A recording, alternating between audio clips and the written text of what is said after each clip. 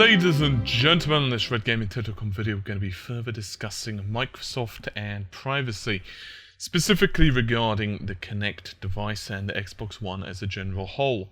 There have been new reports from Microsoft and they have said, and I quote, they will aggressively challenge any governmental organisation who wish to use data from the Kinect, in other words, spying on you, let's just not mince words, and they will aggressively fight that stance. Now, as a quick recap, many have already condemned Microsoft's stance on, well, privacy. And it's not really a surprise that they want to be seen as the good guys. And so we're going to read a series of quotes on this. A Microsoft spokesperson was recently quoted in saying, "Absent a new law, we don't believe the government has the legal authority to compel us or any company that makes products with cameras and microphones to start collecting voice and or video data. We'd aggressively challenge in court any attempts to try and force us to do so." End quote. So those are pretty damn strong words, to say the least. It's a very, very, very difficult position for Microsoft to be in. And there have been, of course, numerous concerns and accusations made from, for example, The Guardian regarding Skype alone. Now, Skype itself, Microsoft have said, they have assured us that it's going to be very difficult, if not nigh on impossible, to wiretap, and this is, and I quote, because of Skype's peer-to-peer architecture encryption facilities. Skype would not be able to comply with such a request. And this was told back in CNET, and this was in 2008. And then, of course, 4 years later on, various hackers accused Skype's owner, in other words Microsoft, of changing the service's back end.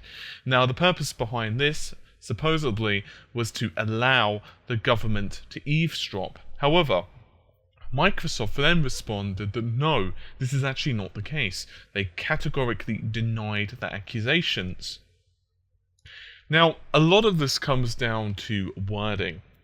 The problem is they have, of course, categorically denied giving a blanket or direct access to a service like Skype.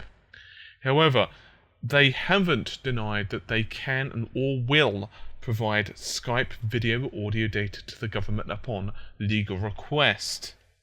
Furthermore, some people have been extremely concerned with Microsoft's Kinect 2 just being sitting there in your living room.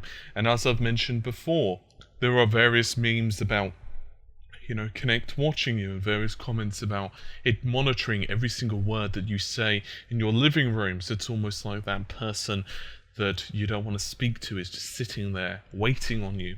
However, Microsoft are very, very, very keen to allay those fears. And they have said, look, it only ever listens for one thing and one thing only when it is off. And that is, and I quote, Xbox on, which is the voice command to, well, turn on the Xbox. And similarly, they have also said that, of course, the Kinect just doesn't really listen to commands or conversations, unless, of course, that you're talking about game chat. Just last week, in a blog post, Microsoft published and stated that it does not provide government with direct or unfettered access to our customers' data, but of course, it must comply with lawful requests. However, I'd also like to point this out. I think there's a lot of paranoia going on right now. The problem is, a lot of people are just going, you know what, this is true, Microsoft can comply with this, but to be honest, the same thing would happen in pretty much any company's case. If a government really forces you to do something, it's very difficult to say no. And sure, you can, of course, appeal it and whatever else, but the reality of the matter is that if it's legal and if there are good grounds to do so, then it becomes very murky territory. Indeed, it wasn't too long ago that Microsoft themselves were very, very, very keen to want to, well, publish a lot of data. They wanted to show just how this stuff works, and they actually wanted the NSA as well as other organizations to be a lot clearer, because they believe that it would allay a lot of the fears that are surrounding the internet right now, and of course, a lot of this is aimed, unfortunately for Microsoft, but, well, at Microsoft. And they've even stated, and I quote, there is no blanket or indiscriminate access to Microsoft customer data, The aggregate data that we've been able to publish shows clearly that only a tiny fraction of a percent of our customers have ever been subject to a government demand related to criminal law or national security. Microsoft also said there are significant inaccuracies in the interpretations of the leaked government documents reported in the media last week. We've asked the government again for permissions to discuss the issue raised by these new documents, and our request was denied by government lawyers. See, and this is an quote, of course. See, this is one of the big problems right now, and that is transparency. I think a lot of the time, people in the media, and this isn't aimed at any viewers in particular, this isn't aimed at anyone in particular, this isn't aimed at gaming websites, this isn't aimed at specific magazines or whatever, I'm just talking in broad general strokes here. A lot of the time, things in the media are either hyped up significantly, or documentation is, well, translated or interpreted or whatever by people who just simply don't know that much about it. And also, because some of it is leaked and secret, I also sometimes wonder just how much information there really is to support it, and how much is supposition because there's not two sides to the story. For example, if you were to talk about, say, a particular drug, let's say, I don't know, let's say hay fever tablets that I take. This is just a really stupid example. But if I was to read out the negatives about hay fever, may cause drowsiness, may do this, may do that, and I was not to actually read you the benefits or the risk or the side effects of not taking them, you would say, my goodness, these drugs, these prescription medication is absolutely abysmal. Why on earth would you want to take this? That's because there has been nothing to counterbalance it. That's because the pro arguments have not been put in. And I'm not saying that this is always the case. However, Microsoft have been, as I've said before, extraordinarily unfortunate. To say that their situations have been unfortuitous is to say that you wouldn't want to walk on the sun. It's fairly obvious. They've basically had all these privacy concerns for a while. That's not really a shadow of a doubt. However, unfortunately for Microsoft, quite a lot of these privacy concerns have actually happened at a time where people are, well, looking at these things with massive amounts of scrutiny. They're looking at it under a figuratory electron microscope. Furthermore, to compound the issues, people often forget that Microsoft, well, they're certainly not the only ones who've had either hacking issues or security issues. Google, Apple, Electronic Arts, Ubisoft, Sony. I mean, come on now, so many companies have had hacking issues or privacy breaches, and so on and so forth and so forth. And that's not even to count. I mean, I don't even know how many users post stuff on Facebook all the time. And what they forget is that they actually have tracking software on their phone. And oftentimes it will be like, yeah, you have reported, and it will basically give your basic location, and it will give you your name and stuff. And I'm not meaning to say this in a paranoid way. I'm not trying to say that Facebook is out to get you or anything, nonsense like that. What I'm merely pointing out is that privacy concerns are everywhere. And so, of course, with the NSA security, it becomes a lot harder to really ascertain. Nevertheless, the problem is that Microsoft themselves are being seen extremely untrustworthy because of these various PRISM allegations. And it becomes to the point now where Microsoft can categorically deny it as much as they want. The problem is, and here's the big issue, do you believe them?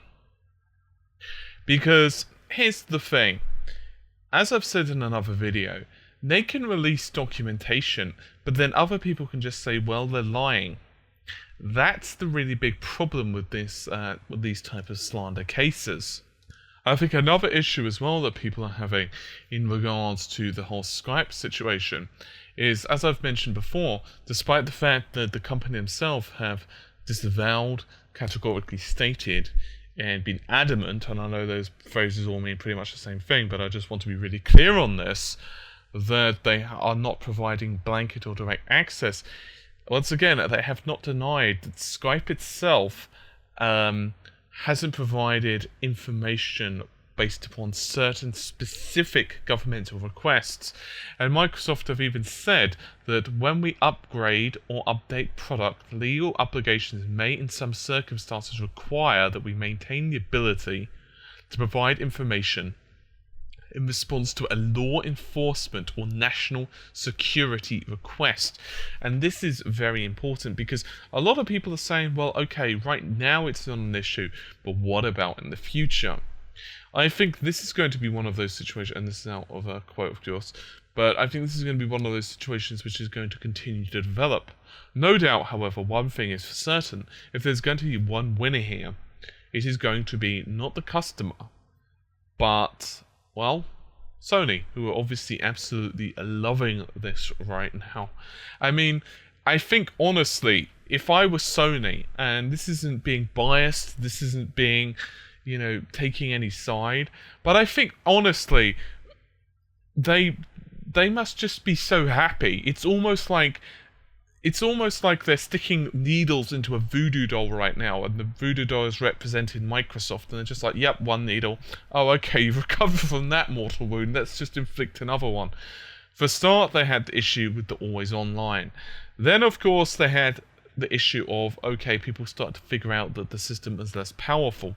Then they had the issue that people realized that, well, you started to backtrack on always online, and then people started to actually go against them for backtracking on that because they said, well, what about the cloud-based services that you've said numerous times is going to improve the power of the console? If the system is not always online, then that cannot be mandatory.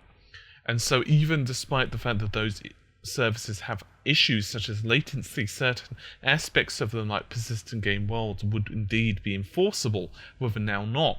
And now, despite all the fact that they've started to recover from that, now they're having the issues, of course, with privacy.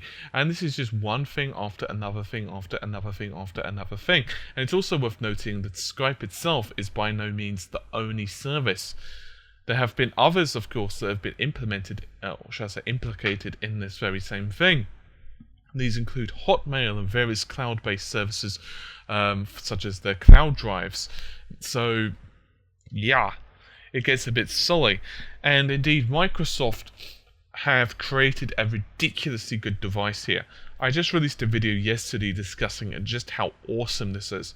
At 3 meters, the Kinect 2 can actually indicate and figure out which of your fingers is actually doing what. In fact, it's so cool that if you or I are holding a controller, let's say we're both playing a multiplayer game together, and I was to give you my controller, and you like Inversion, I certainly do not, then it will automatically figure out that, oh, okay, then, it's not Paul that's playing it, it's Tom.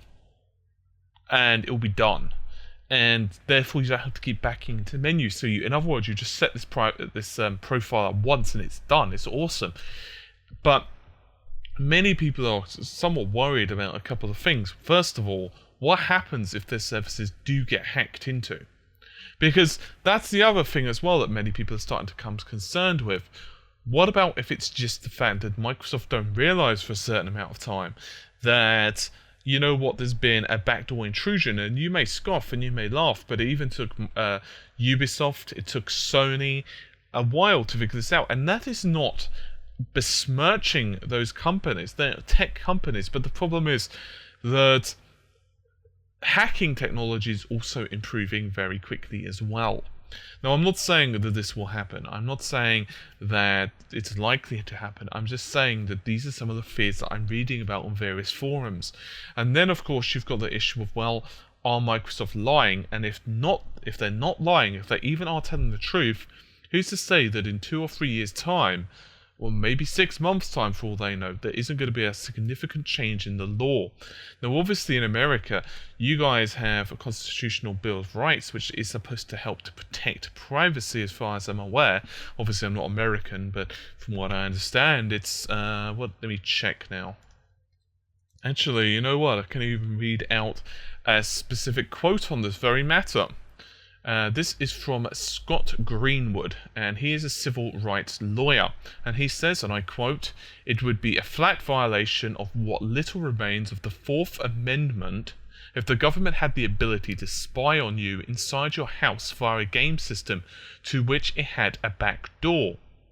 If you're going to be invading someone's personal space, their residential space, you're going to need a warrant unless certain exceptions are met." And I think we're having an issue of always online video cameras would never ever be able to meet the Fourth Amendment standards.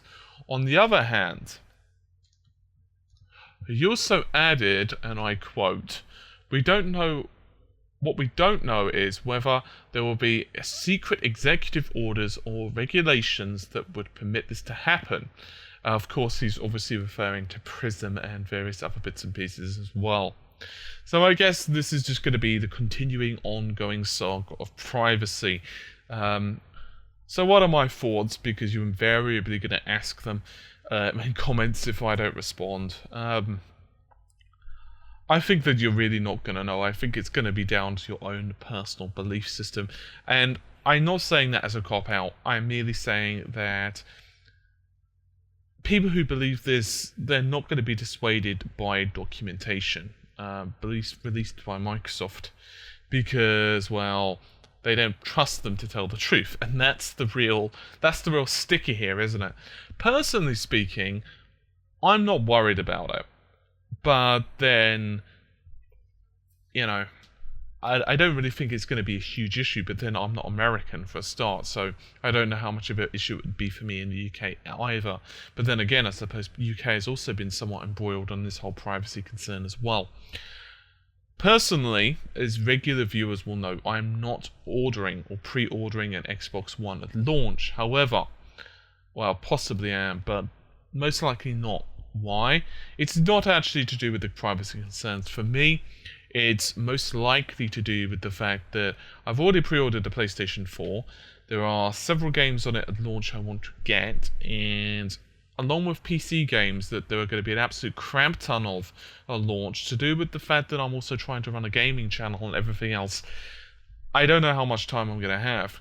If I feel, however, that I have sufficient amount of time, that it is a really strong launch lineup of Xbox games, which, to be fair, it is looking to be, then I'll probably pre-order one without too much hesitation or thought on my end. But as for you guys, whether you want to, do this or not, it's up to you. Personally, I don't really think there's that much to worry about, but I think it's going to be very interesting to see just how the market responds, and more to the point, how gamers respond over the next few months and indeed years. Anyway, it's certainly a strange situation. I'm sure you'll all agree. I think people are really starting to get turned on now just how big a privacy concern we're all starting to face. I think people are starting to realise all this stuff, but I think it's kind of like been one of those things where people are starting to question everything, which I suppose in one respect is good, but in another respect as well, where do you draw the line? In other words, how do you know if what is being told to you is actually true or false? And that's the issue I think the public are going to have. And more to the point, from Microsoft's perspective, I feel really bad for them because they do want more transparency. They have said so, but the issue is they're obviously being blocked by governmental lawyers. They can't go against what the government's lawyers are saying because of obvious, legal ramifications. And so it becomes down to, look, even if they could release it, how many people would actually believe it? So that's what you call, in any situation, a rock and a hard place. And I do not, let's just say I don't envy Microsoft's position here. Anyway, hopefully you've enjoyed the video. I will see you soon. Take care, and bye for now.